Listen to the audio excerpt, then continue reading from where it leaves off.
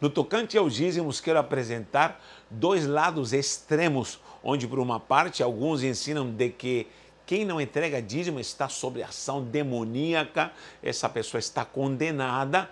Outros afirmam até que se a pessoa não entrega o dízimo, ela está perdendo a sua salvação, que ela não entrará no reino dos céus.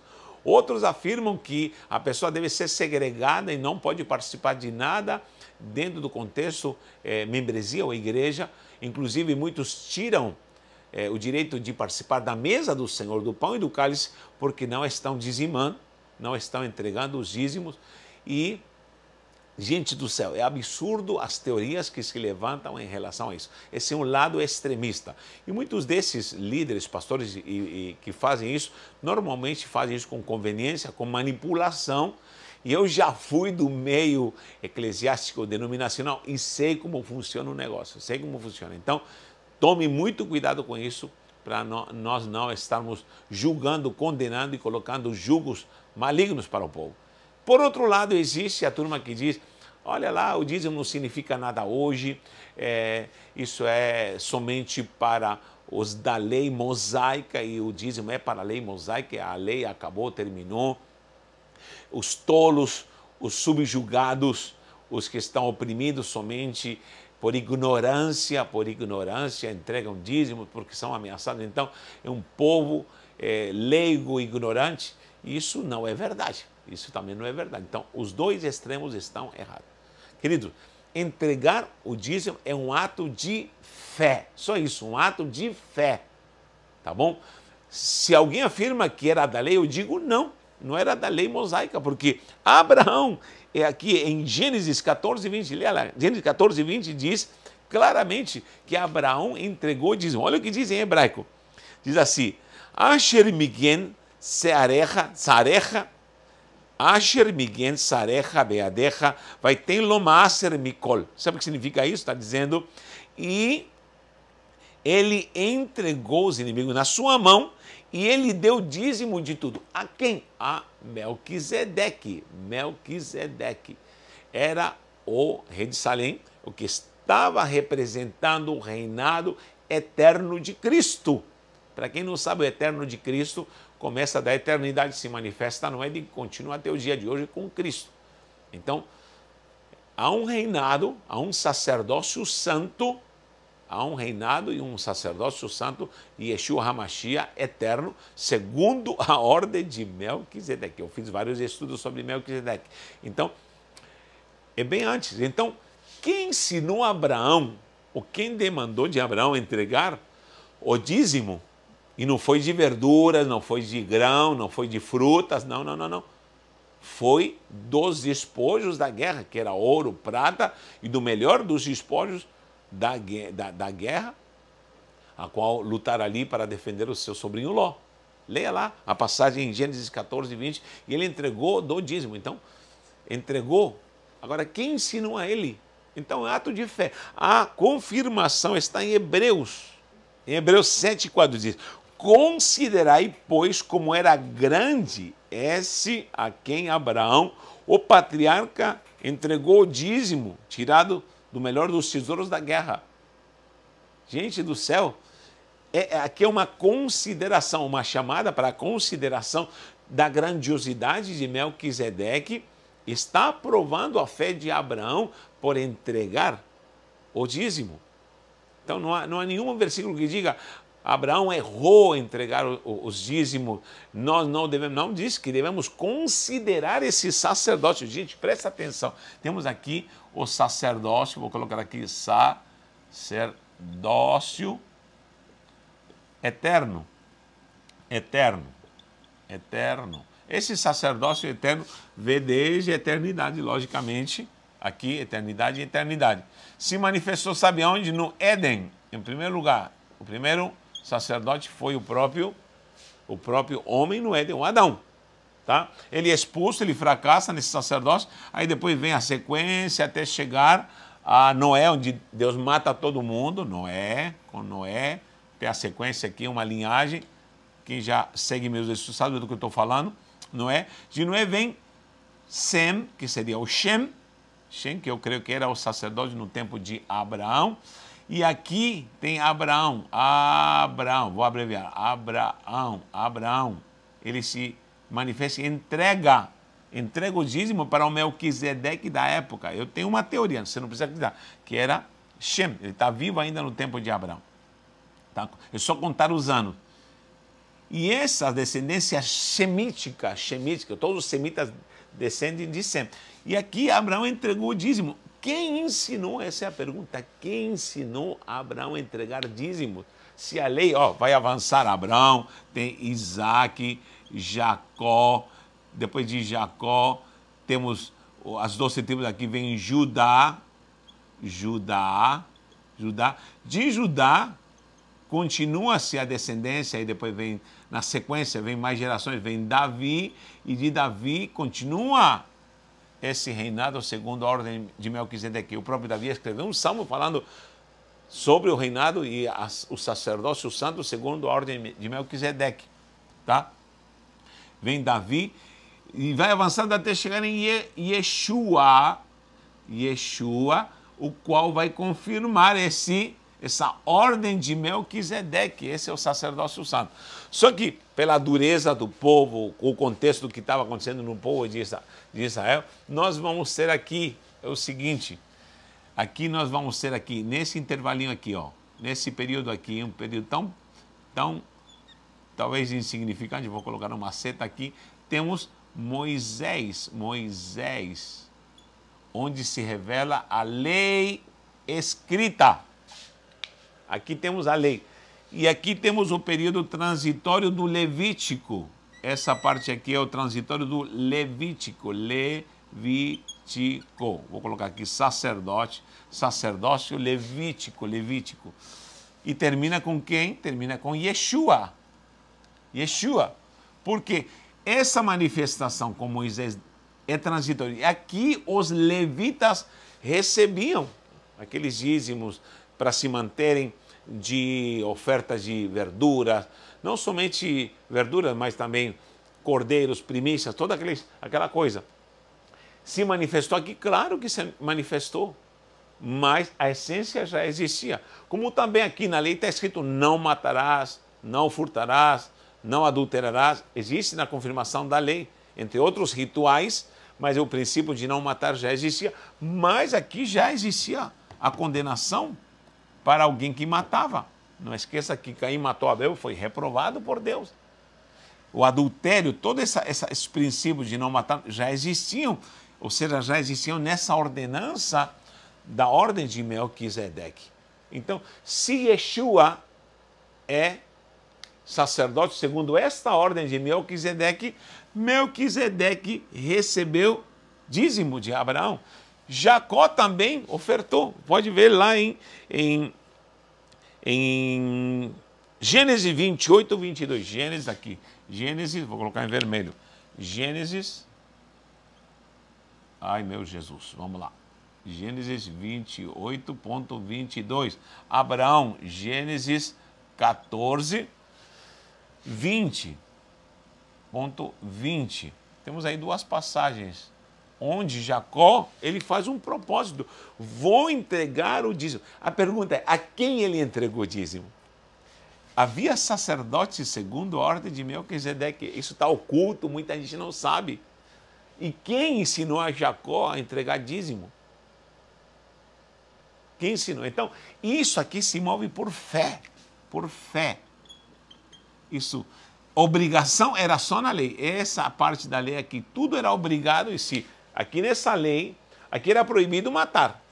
Proibido, sempre foi proibido matar. Mas na lei, você matava, você era morto também. Aqui era olho por olho, dente por dente. E começou toda a ritualística da lei mosaica. E estava logicamente inserido os dízimos, entre outras coisas também.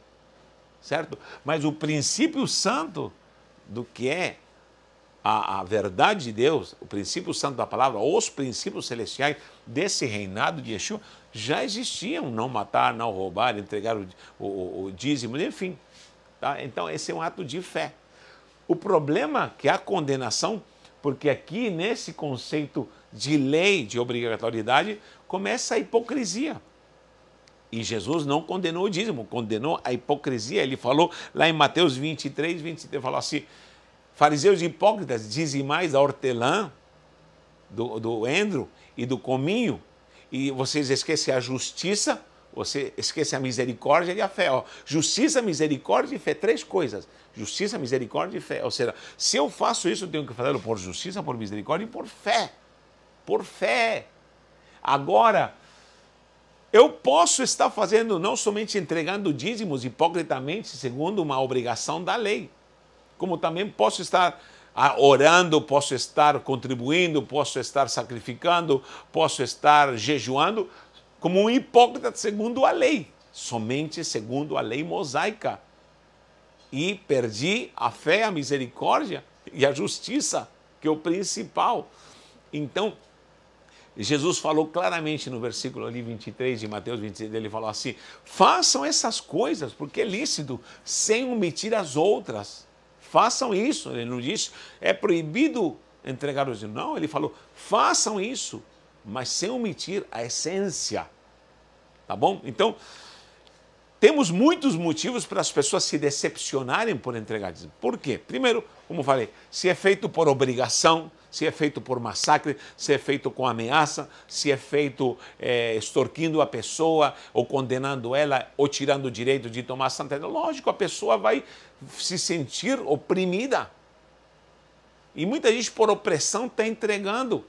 Aí vem a segunda parte. Primeiro eu vou colocar aqui, para que você entenda. O negativo, vou colocar aqui o negativo. Opressão, isso é maligno. 1, 2, mau testemunho, ou seja, pegam dízimos e estão fazendo absurdo com os dízimos. Muitos pastores dando um mau exemplo, esse mau testemunho, onde estão se enriquecendo com o dinheiro dos dízimos. Estão comprando mansões, estão comprando jatos, estão fazendo coisas assim aberrantes e estão nadando na piscina olímpica e o povo passando fome. E isso tem trazido revolta. Maus exemplos de ladrões, lobos, pastores, apóstolos, bispos, lobos, que andam comprando ouro em Dubai e ostentando riqueza. Claro que sim, isso tem revoltado o povo. Mas isso não tira a essência de algo que Abraão fez. Olha que diz em Hebreus 7,4. Considerai a grandiosidade desse Melquisedeque, dessa linhagem de Melquisedeque tão grandiosa. Considerai, não diz esqueçam o dízimo, mas diz considerai que o próprio Abraão entregou dízimo. Então algo que deve ser considerado. Muito considerado. Então, cuidado com falar assim, é coisa de louco, é coisa de tolo, não. Porque, logicamente, isso, como falei, é através de opressão, muita gente oprimida, isso é maligno. Muita gente vendo o mau testemunho dessa cambada de sem vergonha que está se enriquecendo com dízimos e ofertas. Não estou dizendo que alguém não deve receber o seu digno salário como um obreiro da obra do Senhor, porque isso é bíblico. Isso é bíblico. Quem trabalha, viva do Evangelho. Agora, se enriquecer e ostentar, e essa cambada que anda, parece mais modelo de passarela de grife, fazendo loucuras, comprando carros absurdos, de luxo. Gente, isso não pode existir. O dízimo é para a obra do eterno, para ser repartilhado com obras sociais, com viúvas, isso para sustentar a casa do Senhor, para fazer a obra do Senhor e promover a glória do Evangelho. Sempre digo esse ditado. É lícito arrecadar dinheiro para promover o Evangelho. É bíblico. Jesus tinha tesoureiro. É lícito arrecadar dinheiro para promover o Evangelho. O próprio mestre tinha uma tesouraria. Agora, o que é errado é promover o Evangelho para arrecadar dinheiro. Promover o Evangelho para trazer dinheiro, para enriquecer pessoas e fazer absurdos. E esses maus testemunhos estão de sobra dentro da igreja. Então, não é porque há opressão e a gente maligna e oprimindo, extorquindo e ameaçando e punindo pessoas que não dizem e mandando até para o inferno e ao mesmo tempo por mau testemunho que eu vou perder, como diz a essência de um reinado, de um sacerdócio santo. Yeshua pertencia a esse reinado santo. Pertencia a esse reinado santo. Então isso aqui é por fé. O problema é quando a pessoa faz somente por obrigação, faz somente para aparecer, faz somente porque está sendo ameaçada. Isso já perdeu a essência. Já perdeu, como dizem em Mateus 23, já perdeu a justiça, perdeu a misericórdia e perdeu a fé. Aí muita gente fala assim, toda gente ignorante, já ouvi gente séria falando, toda gente indouta, ignorante, está entregando o dízimo. Não, não, não. Tem gente que congrega aqui conosco, está aqui na igreja onde nós pastoreamos, que é rica. Já Deus a abençoou muito, com riqueza, e são empresários, São formados em faculdade, não são indoutos, são formados, e eles fazem questão. Não é por obrigação, quem me conhece sabe que a graça do Eterno é pregada através da essência do reino. Não é por obrigação, mas elas fazem questão, eles têm alegria de entregar, eles têm devoção a entregar e principalmente confiam na gestão que há na Grey para fazer obras, desde obras da igreja até obras sociais, que nós fazemos muito. Então, uma pessoa que faz isso de coração, por fé, com justiça, vou anotar isso aqui, fé, justiça e misericórdia. E misericórdia, essas três coisas que Jesus falou em Mateus 23, 23. Esse é o princípio, fé, justiça e misericórdia. Fé, justiça e misericórdia. Vocês esqueceram da fé, justiça e misericórdia. Agora, não é porque tem gente que está fazendo sem fé, com injustiça e sem misericórdia alguma, que se perdeu a essência. Você pode dar a sua opinião, quero saber a sua opinião, tá bom? Agora, se você optou por não ter essa fé, pastor, eu não tenho fé suficiente, não faça. Não faça, porque se eu faço algo por obrigação, religiosamente, me tornei um hipócrita como os fariseus. Não faça. Agora, ninguém vai te mandar para o inferno, ninguém tem o direito de te condenar, porque você não tem fé para isso. Agora, se você tem fé, você vai fazer por devoção. Deus abençoa que atua por fé, sim, em qualquer área. Se eu faço algo por fé, é aprovado por Deus. Se eu dou um abraço em você por fé, se eu dou uma cesta básica para você com fé, justiça e misericórdia, vai ser aprovado. Se eu canto por fé, alegria e misericórdia, se eu dou qualquer coisa, entrego qualquer coisa que eu faça por fé, por justiça e misericórdia, vai ser aprovado por Deus. E também entregar um dízimo por fé, ou uma oferta. Por isso, Paulo diz, cada um oferte ou entregue aquilo que propõe no seu coração. A proposta do coração está aqui, fé, justiça e misericórdia. Essa é a proposta. Agora, se eu fiquei mal, doente, aborrecido, traumatizado com esses opressores, e muitas vezes aqueles que se enriquecem às custas do povo, eu estou deixando que essa opressão maligna me tire da essência da fé, da justiça e da misericórdia. Então, são dois extremos que nós precisamos analisar. Pense nisso, pense nisso. Eu tenho prazer, amado, eu tenho prazer de entregar para a obra, porque sei que aqui há uma gestão, uma tesouraria que vai distribuir para tanta coisa preciosa. Vocês nunca vão ver alguém andando de limusine por causa que está extorquindo as ovelhas com dízimo. Isso é algo fundamental. Então, nós temos que entender que esse princípio já existia. Já existia e somente na lei mosaica se tornou uma obrigação. E aqui olho por olho, dente por dente. A obrigação, a obrigatoriedade, a punição, a ritualística da lei de Moisés acabou. Senão está todo mundo cego, manco e já teria morrido apedrejado há muito tempo. E essa condenação Jesus tirou. Mas a essência continua, a essência de adorar a Deus, a essência de servi-lo, a essência de entregar, porque eu posso cair no erro de me tornar um avarento ensimesmado e um revoltado ao ponto de não viver o que é fé, justiça e misericórdia. Então, não faça uma coisa omitindo a outra e nem troque uma pela outra. Viva a essência de Cristo. Agora, a cada dia você precisa pedir direção do Espírito, porque realmente temos muitos maus exemplos. Peça a direção para o Espírito, para que Ele te dê discernimento aonde você vai ofertar, aonde você vai entregar. Onde há uma boa gestão, faça essa discernir do Espírito no seu coração, faça com que o Espírito venha na tua vida e te guie.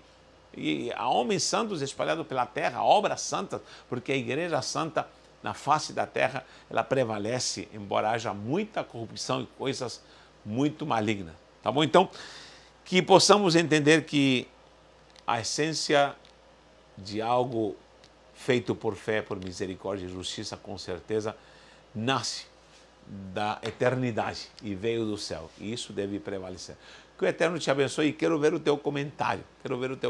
Quero ver todos os comentários. Um abraço e um beijo no seu coração.